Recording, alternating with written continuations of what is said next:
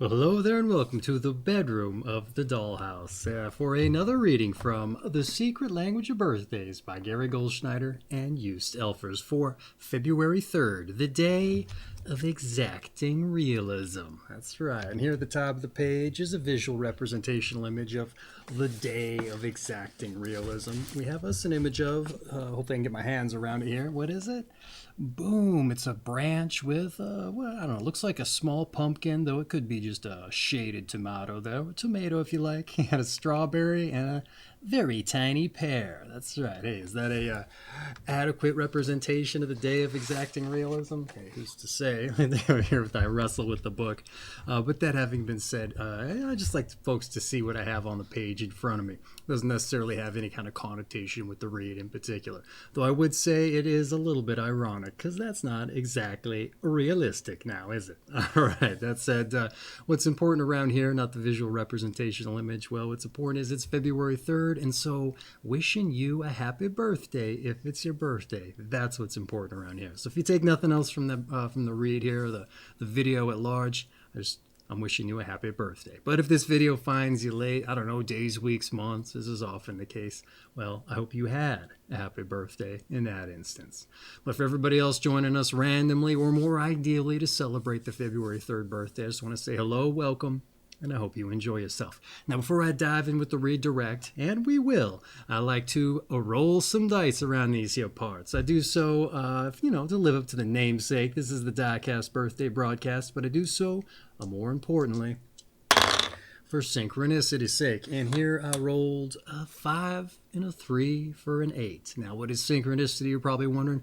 Well, my friends, a lot of the times we get out into the world and we're very laser or narrow of focus. We often have the blinders on to what's going on around us. Not to say we don't see things, but maybe we don't take them for what they are. All right, and I say that because with the universe puts things down in our path, as I've heard it told, sometimes it'll help us to, manifest our goals or realize our aspirations. But if we're not picking up on the things around us, well, we might miss those things entirely. So this is a bit of an exercise to help us recognize those things that the universe might be laying out in front of us to help us do as much.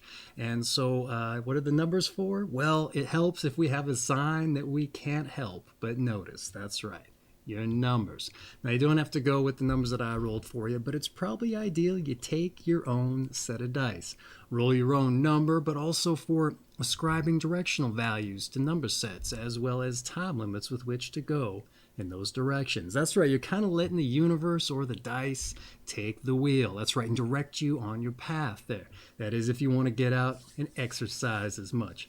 So that said, how does this work? Well, like you just pick a spot that maybe you're fond of, or perhaps some place you haven't really explored before. I often like to say the town square. So head on out there with your things established there and set out. But like I said, get those blinders off, all right? You want to start taking in everything that comes across your path there, because you might tend to recognize a little bit of a theme starts to show up. You might start seeing the same things repeatedly coming into your path. And so that's another way you can take the kind of a proof positive that the universe is with you on your path. That said, maybe this first stretch of the journey here, you don't notice anything in particular, all right? Just the everyday goings on. Never fret, just kind of step back, take in your surroundings, see what you see, and maybe you just so happen to notice, say, what's this? Boom, you might just so happen to be on 8th Avenue. I would take something like that to show you that you're on the right path, all right? So roll yourself another directional value and time limit with which to go in that direction. Maybe at the end of this leg, you just so happen to find yourself in front of a building. What's this? That's right, it might just so happen to have, say, a 35 in the address. Take that as a sign. Maybe go in there. What is it? Maybe it just so happens to be like, I don't know, an Italian restaurant. You go on in there. Maybe it's not too busy. Maybe the cook's sitting in the waiting area taking his break, and the hostess a little scatterbrained there, maybe a little flustered maybe it looks like. Hey, I don't know, go on up, maybe roll your dice again, right? You're not really here for anything in particular, just synchronicity. Maybe she finally says, hey, what are you doing here? How can I help you? It's, I'm just here on account of synchronicity. And you look up and, hey, what's this you see? I don't know, maybe you see some fruits on a branch, like we said, the visual representational image there. And you go, hey, what's the story with the branch there and the weird fruits on it? She goes, I don't know. She's flustered and she walks away. And I don't know, you turn to the cook and he just kind of blows it off. And he goes, she okay? And he goes, it's her birthday today. And she has to work because someone called in sick, right? Don't mind her. She's always a little bit frazzled, right? How about that? Somebody else's birthday. I know it doesn't seem plausible, but hey, sometimes these things happen. So maybe when she comes back in, you have your dice value established, all of that, and you just tell her, hey, sorry to bother you. I hope you have a happy birthday. Just so happens to be mine too. So any event, hey, we got to look out for each other. So you head out, right? Thinking nothing of it. And what's this? You get your time value, directional value going, right about to set out. What has happened? She comes out of the restaurant. She stops you. Oh, hey, just thank you for wishing me happy birthday. It kind of made my day. A lot of times people don't stop and show their cordial nature and so forth. And maybe she just so happens to put a really cold cup in your hand. What's this? She goes, it's some spumoni on the house. And you're like, what's spumoni? And you're like, it just so happens to be your new favorite ice cream. That's right, the blending of pistachio and cherry ice cream and chocolate. Oh boy, it might happen to be one with the candy cherries in it. I don't prefer that one, but hey, you know what? Maybe you do prefer the candy cherries. That said, get out there, try the spumoni if you can find it. I haven't had it in years because it cannot be found, but there's the point, all right? Things might just so happen to line up like that. Who's to say? Maybe she just quit her job and she's on the run out and she's apt to join you on whatever journey this is you're on. She wants to find out all about the dice. And if that's the case, hey, you know what? Even better, because when more people are involved in this process, focused on the same thing, I've heard it told that you're apt to manifest greater results. So that being said, synchronicity in a nutshell. I know it's a little bit out there, but hey, you know what? Just go with it. See what you see with yourself. Get out there, see, taste, touch, feel a little bit of magic. You're going to understand why I brought it up. That's right. Maybe you find you some spumoni. You get to try it for yourself. In any event, hey, let's get on with the read. All right, your month is February, your day is the 3rd, your sign is 13 to 15 degrees Aquarius of the Aquarius II period specifically, and your quality and elements is fixed air. All right, February 3rd, the day of exacting realism. Most people born on February 3rd pay painstaking attention to the details of their profession and rate very highly on technique. They have a knack for what they do, an unmistakable ease with their materials, and the ability to take things apart, put them together, and keep them running in good order. They also have a fine sense of timing, usually picking exactly the right moment to make their move in business or in love. This latter area may be treated by them as a passionate hobby, which gets the attention of a full-time career. And those born on this day are very realistic about what they can and cannot do. They may or may not have genius enough to be strikingly original, but they will master every aspect of their craft. Punctuality is not their strong point, however, so one should not expect them to arrive on time. It says others' time, that is, in parentheticals.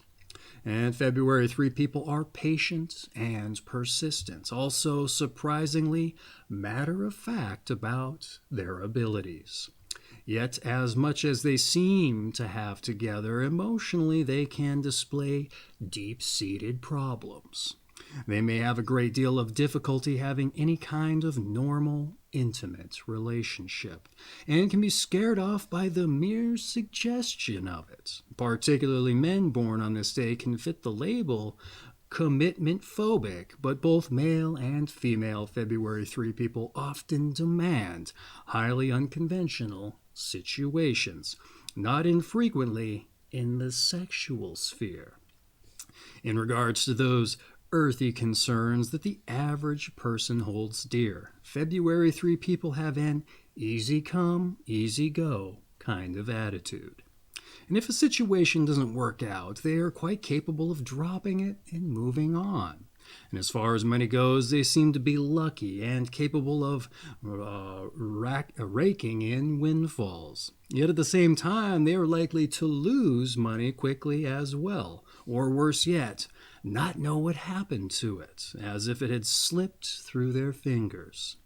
And most February 3 people have a large measure of trouble achieving stability and permanence in their lives. And yet a flexible lifestyle itself can provide a kind of security for them. Quick to adapt, February 3 are less threatened than most by changing circumstance and uncertainty. It would seem that living less on the surface and more on the inside might be the answer for such slippery customers, but that is rarely the case. By dealing with facts, details, techniques, learning what works and what doesn't, fiddling about, trying, always trying, a trial and error method can become a way of life. And indeed, an understanding mate with great stability and self-confidence is needed to balance such an aesthetic yet physically demanding personality. And those February 3 people not fated to cross paths with such a dependable individual will usually go on their merry way, valuing their freedom more than the price they might have to pay for a permanent relationship. All right. Quite the interesting birthday breakdown today. I say that because, here and there, it's been a very focused way of looking at the breakdowns as of late. All the way back to the beginning of Capricorn. It just seems like these breakdowns have been very hyper-focused on either the theme or one particular aspect of the theme of the day, and then just expanding out from there. And sometimes not even expanding out that far. Certainly interesting days, but I like it when they round things off and kind of talk about how somebody's relationship with intimate folks, people they care about, maybe what their life is like as children, etc. I like when that kind of comes into the conversation. Here, that didn't happen so much, but I think they really explored the different aspects of the personality. That said, hey, let's dive into a little bit of a commentary I like to provide on the day. Maybe we make connections with days previous, other aspects of the book, and also just what I found interesting. So let's dive into it, shall we? February 3, the day of exacting realism.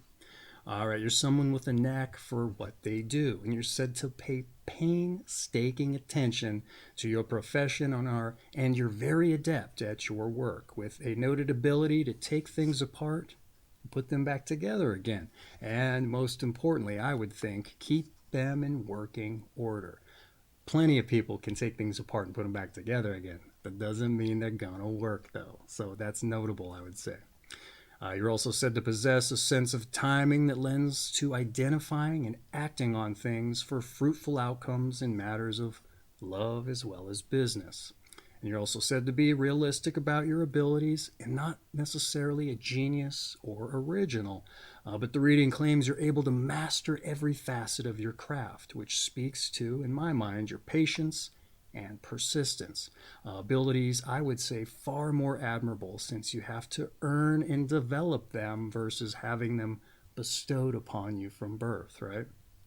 And if you rather come off as matter of fact about said abilities and said accomplishments, it speaks to just a humble and a humility that I also find very admirable. And I think, as it turns out, it's a quality that not a lot of folks possess. At least a fair number of Aquarius folks in this period don't particularly have it, which is interesting that you kind of buck that trend there.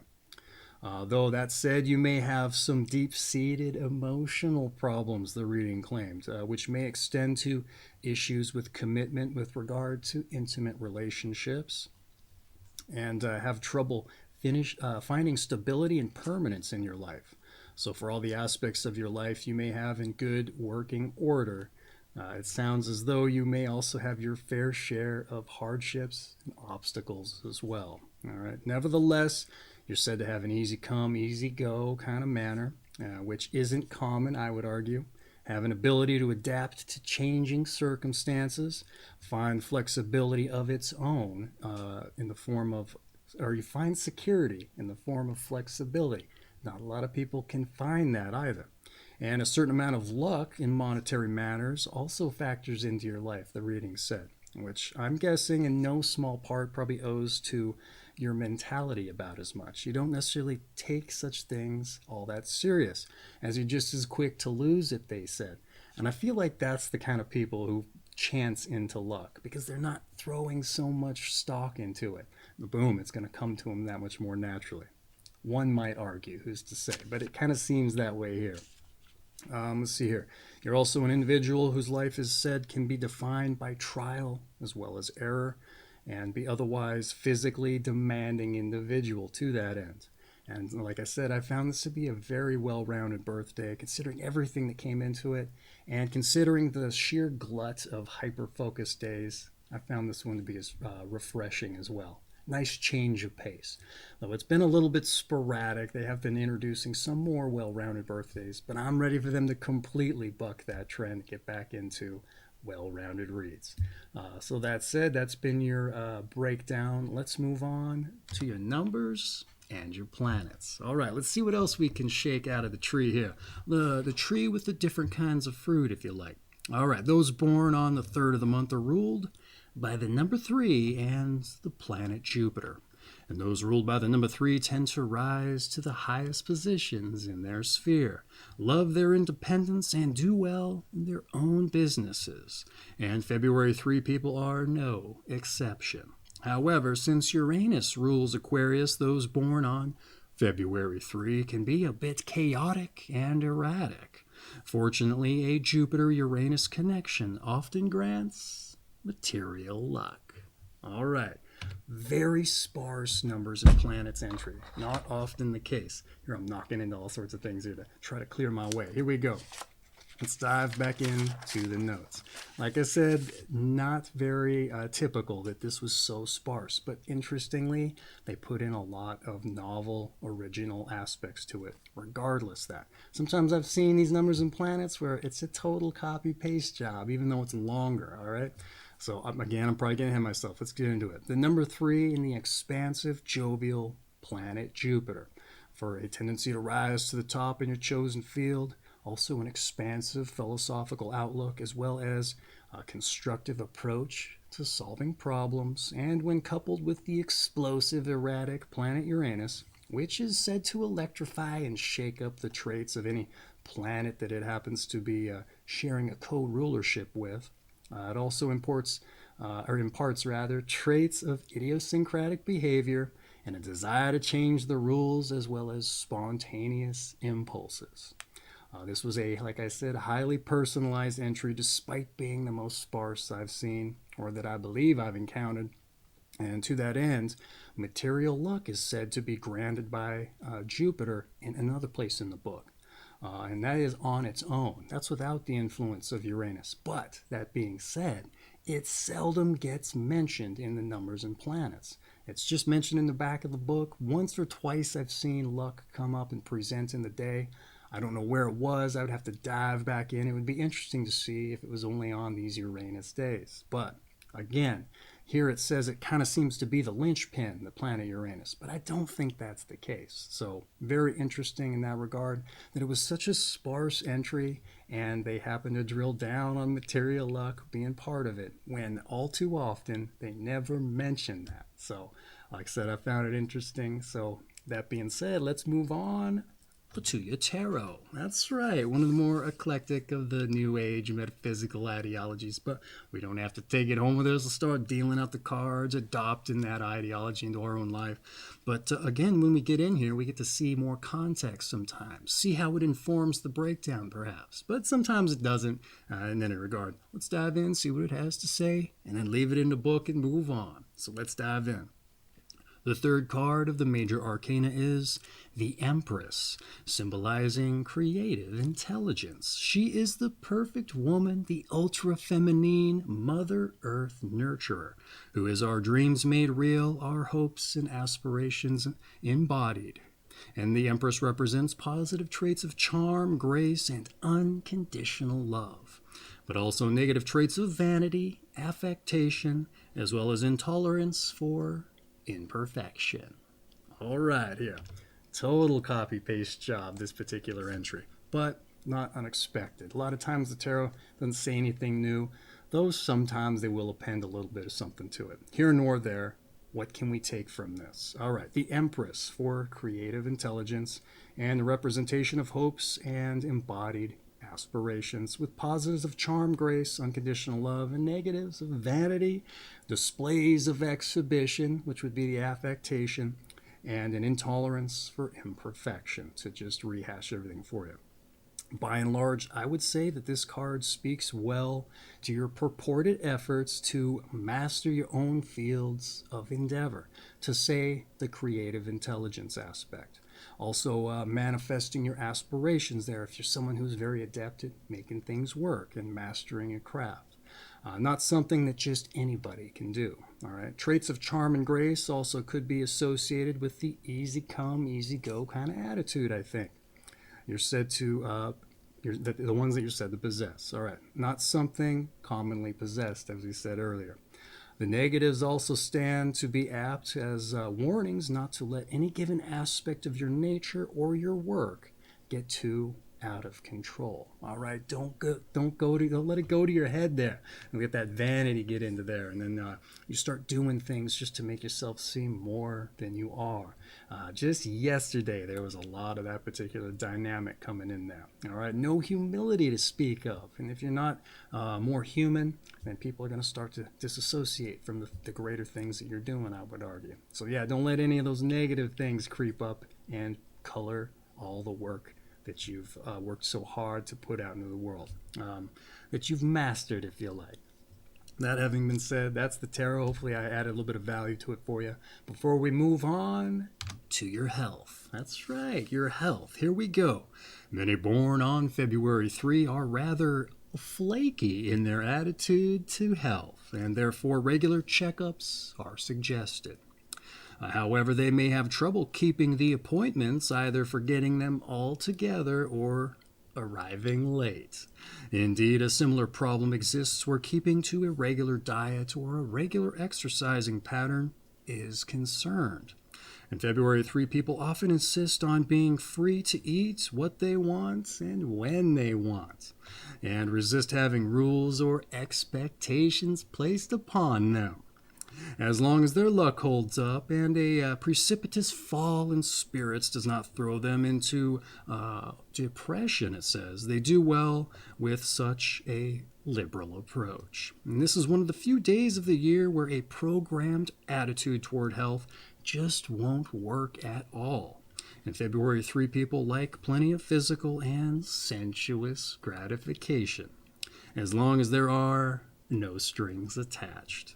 And because their activities keep them busy both physically and mentally, they must avoid abusing or overusing their bodies, for problems with joints, veins, and leg bones can surface later in life. All right, pretty apt we're in the bedroom then, I would say, right? Over the dollhouse there. You know what, I don't plan that, it just kind of happens in a certain order, so a little synchronous if you like. All right, that said, what I have to say about your health. Let's dive back into the notes. This was a very particularly individualized health entry. Even the way they wrote it was a little bit unique. Now, not to say they personalized it for you, they did, but they kind of personalized the way they wrote it for you. So let's dive into it here. Rather flaky attitude toward the health, they said, which I would argue is a little bit of a common theme with the Aquarius period here to some extent. But this penchant to miss appointments altogether, that's new altogether, all right? And speaks to that thing about punctuality, they said. The subject of diet and exercise here is also novel and unique. It takes that aspect of freedom and liberty and luck, and they're all said to have their place to the extent of a no-strings sensuous activity, as far as that's mentioned as well. So very interesting, there's this very liberal approach to what you take with the health and just lifestyles in general. What else do they have to say here? That hasn't come up before, I don't believe. Recommendations not to abuse your bodies, also rare, all right? So they brought up the body areas that are particular to the Aquarius there. They didn't mention as much, but the body areas being the circulatory system and the legs, the lower legs in particular, to say ankles and such. Diets that have been recommended here be to heart healthy, heart conscious, cut out red meat and the like. The previous period Capricorn, they were a body area of the skeleton and the veins, which is not too dissimilar. And they got recommendations to cut out animal and dairy fats. Be mindful of cholesterol. I would say that is just right in line with the same recommendations. I mean, the veins are a huge part, right, of your circulatory system, I would say. So yeah, you don't want to get them clogged up. But for you specifically with the circulatory system, I've also seen embolism and stroke come up as a concern. So I like to suggest getting yourself a pair of compression socks, all right? And just why not head it off at the pass before you get too old? And I don't know, maybe take care of them varicose veins you might be apt to get there later in life. So, any event, that's what I'd say about your health there. Insofar as diet is concerned, insofar as exercise, they said you're a pretty active individual. This comes up once in a while that you don't necessarily need to worry about exercise because you're always on the go. A lot of times it seems to relate to whatever planet you're ruled by. To say, like, if you're a Mars ruled day and you got that god of war, aggressive energy, they recommend vigorous, competitive sports, things like that to help you ostensibly exercise those powers. But no real mention of that here. I don't know how to really equate that into the Jupiter-Uranus commingling. I think it's like the second time I've seen it come up, and the other day was probably just as, indifferent about it too. I don't recall, but that having been said, that's been your health. So let's move on to some advice. That's right. You get a little bit of advice here, as if we haven't gotten quite a bit of that already. I think we have. So let's dive in here. It says, hang in there, all right? Try and hold up your end of the deal and don't cut out so easily. A few rules never hurt anybody. And don't be frightened of feelings. We all have to face responsibilities sooner or later. All right. The advice is usually pretty sparse, but I think it usually has quite a bit of value. Having said that, however, on its face, I didn't even see how this applied to you, quite honestly. So I had to do a little bit of homework, maybe read between the lines. Let's see what I had to say here. They said, hang in there, hold up your ends, and don't cut out easily. All right, I wasn't under the impression this implied, as I said, but maybe being flaky and avoiding punctuality and commitments is a symptom of a larger issue. To say dedication, right, to things outside of your craft. And this is a little bit of a Capricorn kind of through line here. They dedicate themselves to their cause or their craft, right, to the extent everything else falls away or it goes on the back burner. And and I've seen a little bit of that bleed over into the Aquarius period. So I don't want to just harp down on Capricorn, but there's a lot of similarities. That's why I bring it up. Why there's a disconnect there too, who's to say? But that's something you might want to reflect upon if it does apply. This punctuality and where the commitment's concerned. Why is that an issue? Again, who's to say? That's up to the person it pertains to, I would argue.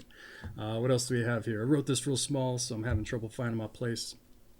They did say that you're capable of dropping situations that don't work for you, all right? Which, by my mind, it seems like a strength, by and large. You're able to let things go easily. But they bring it up here that you might want to consider otherwise, yeah. So, any event. Moving on, they say a few rules never hurt. I don't believe this came up outside of the mention you being a Uranus quality to change the rules. And I think I'm the one that brought that up. So again, I don't know where this comes from, but think of the constraints of musical keys. Sometimes working within the rules allows you to be that much more creative. They did speak to you enjoying your freedom and your liberty, and maybe in that regard, that's where you like to play. And so if you put in some constraints sometimes having to work within those, it provides a much more lucrative means. I don't know, lucrative is probably not the right word, but a different way to inspire creativity. So don't poo-poo it. Maybe institute some rules or some constraints and see where it leads you. Could be an interesting experiment. They said, don't be frightened of your feelings. All right. You're said to be slippery customers, they said, have on the outside, and this may speak to not committing to relationships. All right. So maybe try it out, that commitment thing. See what happens, right? Might be a big ask, tall order, but hey, you know what? What else are you doing, right? Can always lean back into being free and having your liberties there.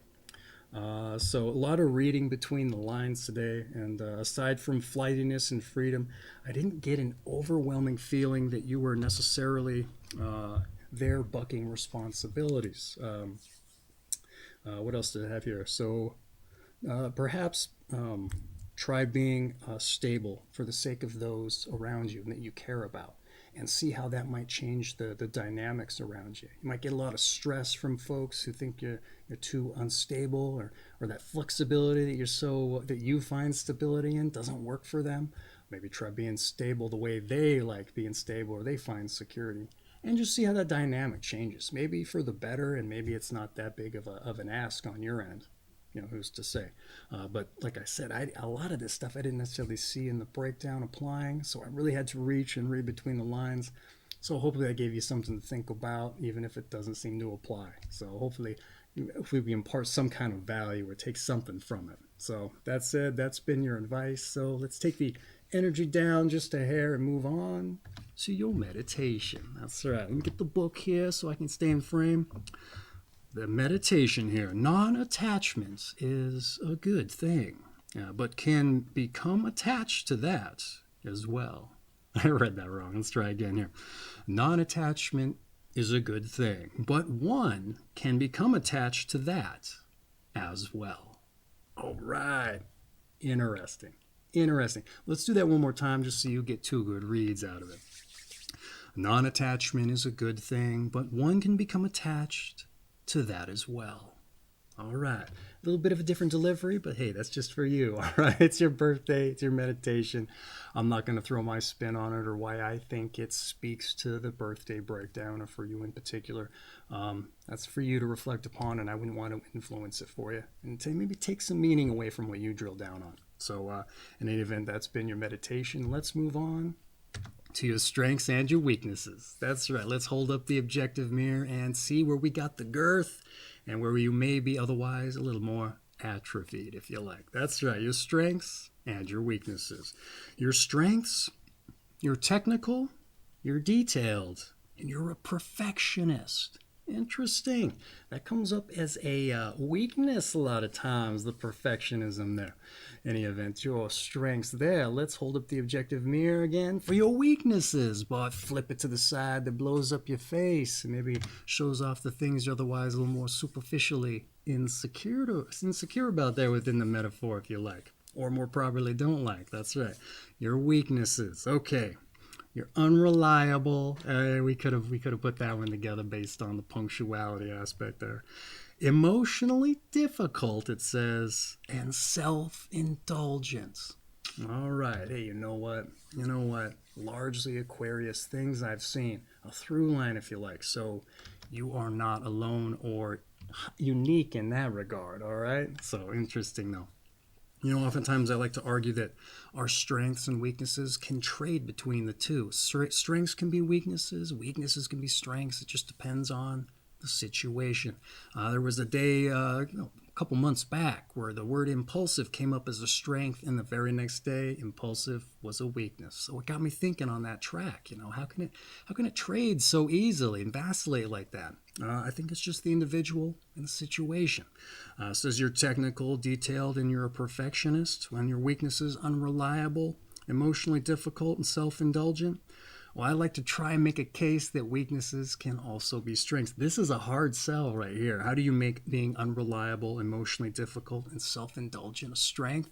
Well, hey, perhaps there's a situation where you need to get out of something and people are just intent on you maybe taking on this particular project. How do I get out of this thing? It's not something that with all my mastery I can provide for this individual. You know what? Maybe lean into being that unreliable, emotionally difficult, self-indulgent individual. You might burn a bridge, I don't know, but in that same case, and maybe on its face, they don't even come to you because they know these weaknesses to be true.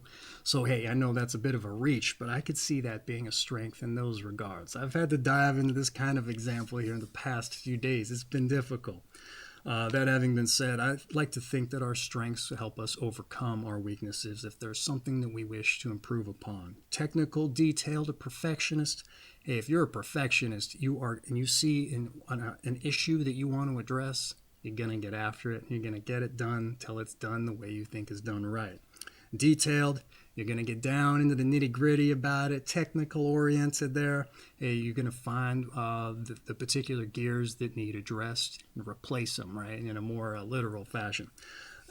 That said, I like to also argue that don't get rid of our weaknesses altogether because they make us who we are. All right, some people might find you unique because of your love for freedom and liberty and just your approach to everyday life because of those things.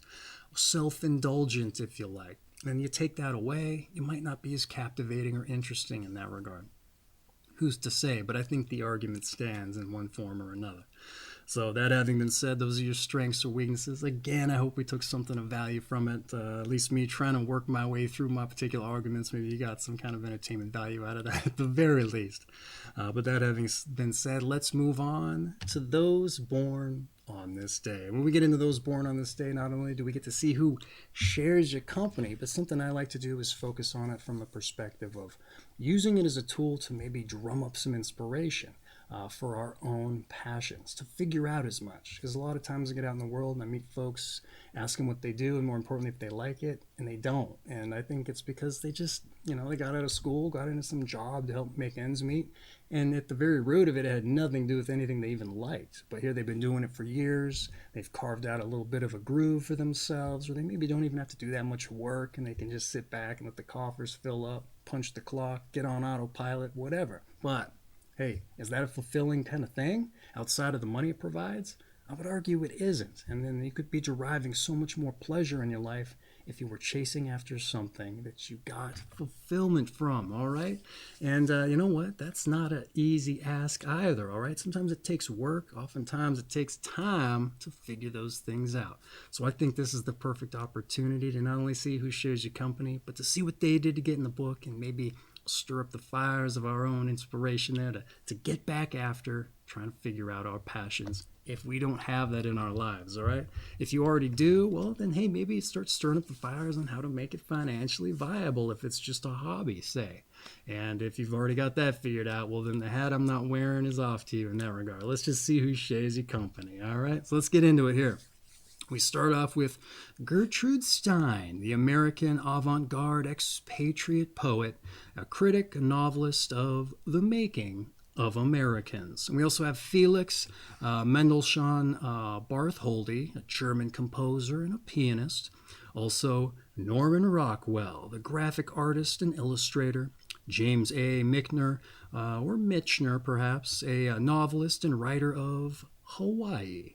We also have Carl Theodor Dreyer, a Danish film director and responsible for The Passion of Joan of Arc and Vampire. The I spelled with a Y there. Vampire, perhaps. Frank Tarkington, a Minnesota Vikings football quarterback and all-time NFL leader in career passing touchdowns as well as yardage.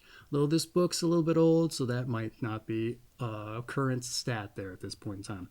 Moving on, Bob Griese, Griese, Grice perhaps, a Dolphins football quarterback, two-time All-Pro, and they led Miami to 2 consecutive Super Bowl titles, including a victory over Frank Tarkington in Super Bowl, what is this here? Super Bowl 8 there. We also have Emil Griffith, a world welterweight, middleweight boxing champion. Horace Greeley, a journalist, a politician. We also have Helen Stevens, a U.S. Olympic gold medal winning 100-meter runner. Art Arfons, a race car designer.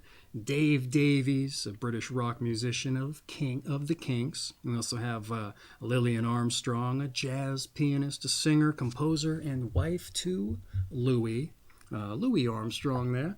We also have John Handy, a jazz alto saxophonist rather, also a composer and a teacher.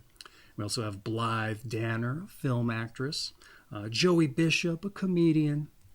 Jacques Soustelle, or Soustelle perhaps, a French anthropologist and right-wing political leader and an activist. The French names always get me. Morgan Fairchild, a TV actress.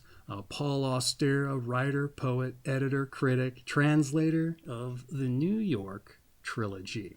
And that is those born on this day. And I know I butchered some names, so let's make up for it on my side of things. It's not done in malice, it's just hooked on phonics. Doesn't always work for me with the names, especially the French and the Russian ones there. That having been said, I know it's a big-ass tall order to take inspiration from the things that other people did, but like I said, hopefully I can just help you fuel the fires of inspiration there, or just at the very least put the bug in your ear about as much. Because if there's anything I can wish for you on your birthday, it's that you're out there chasing after your passions and trying to find some fulfillment in life. Because if, we're doing backflips out of bed, eager to get on with our day, hey, what's better than that, right? All right. So that essentially rounds out your birthday read, except to say your season is winter, your sign is Aquarius, the Aquarius II period specifically, and your quality and element is a fixed air. Now, what does that mean? That's a different video altogether. I'll leave it at the end for you if you're interested. But this has been February 3rd, the day of exacting realism, from The Secret Language of Birthdays by Gary Goldschneider and Joost Elfers. I have an affiliate link for this book down in the description, right above a little personal message I like to leave for the birthday boys and girls there if you like. But book having been related, not altogether all too important. Because what's important around here, like I said at the top, wishing you a happy birthday. That's right. So happy birthday. But for everybody else who joined us randomly or to celebrate the February 3rd birthday, I just hope you enjoyed yourselves, found something of value, regardless of the fact it wasn't your birthday. And I hope you join us for your birthday reading. But lest I forget, that's right, your daily numbers. Get out there, let the universe show you it's with you on your path. See, taste, touch, smell, drum up a little bit of synchronicity or stack up some coincidences. Hey, you're going to understand why I brought it up in the first place, all right? And so with that having been said, I just want to say thank you for the pleasure of your time. It's been a privilege to share your birthday with you and really get a little bit of enjoyment out of doing this for you. It takes a little bit of work there. I gotta bend myself over backwards sometimes to try and get it all done at the end of the day. But once again, thank you for the privilege of your time there. So once again, happy birthday and take care of yourselves, all right? Try that Spumoni ice cream if you can spy it somewhere. Try out some Italian restaurants there. And if you've had it before, you may just so happen to understand. All right, Spumoni ice cream. Happy birthday. All right.